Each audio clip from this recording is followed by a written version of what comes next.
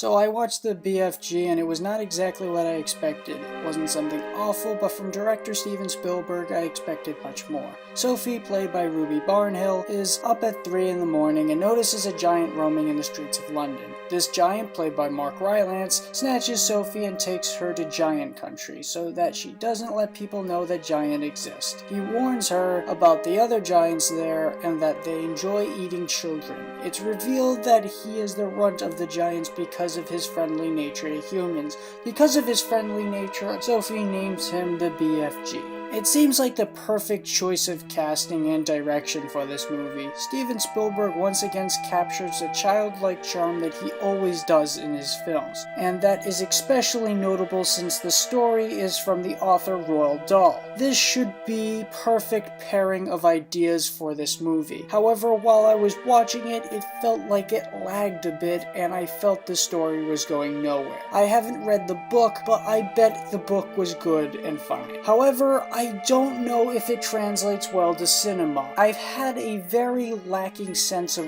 wanting to be there for the last 30 to 45 minutes of the film, because it never really gave me much story. Everything else is visually impressive, from the motion picture capture to the incredible world development by the team. It feels like the British world of Roald Dahl come to life, with all of its dark, mysterious British streets to its naturistic giant world. The problem with the story is that it never feels conflicted. The conflict always seemed to be a small annoyance in comparison to how characters are describing the situation. From what I heard, the book was a lot darker than the movie tells it, and with such a drag in the second act, the anticlimactic ending really shows it. The acting in this movie is spot on perfect, and it really feels like the actors were really in the zone for this movie. Everything down to the child actor is done spectacularly. Everyone is into their roles incredibly, convincing me that they were who they were portraying,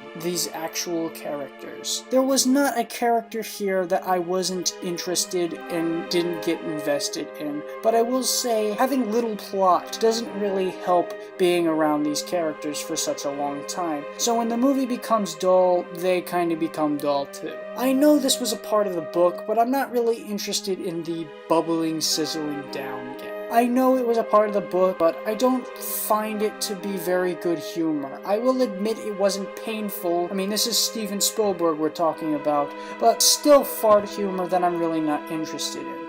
I'm not one who likes to see big farting giants, but it was a good thing that Steven Spielberg directed this, and not some incompetent director that thinks that farting alone is humor. I could at least see that there was effort put into the joke more than just saying, "Ooh, he farted, laugh." Steven Spielberg at least has enough knowledge to know that that's not exactly what makes the joke funny. It doesn't exactly make it funny to me, but I can understand why it could be funny to other people. The story tends to drag a bit, but it's still a heartwarming film made by a director who knows how to handle juvenile stories and humor. I dare say this movie may be the next Hook, as in a movie that isn't exactly perfect, but it has such a childlike connection to it and just such a heart to it that you can't help but like it just for that. It's a charming movie with problems, but I can see people wanting to love this film for its craftsmanship, and I'm gonna give this movie a B.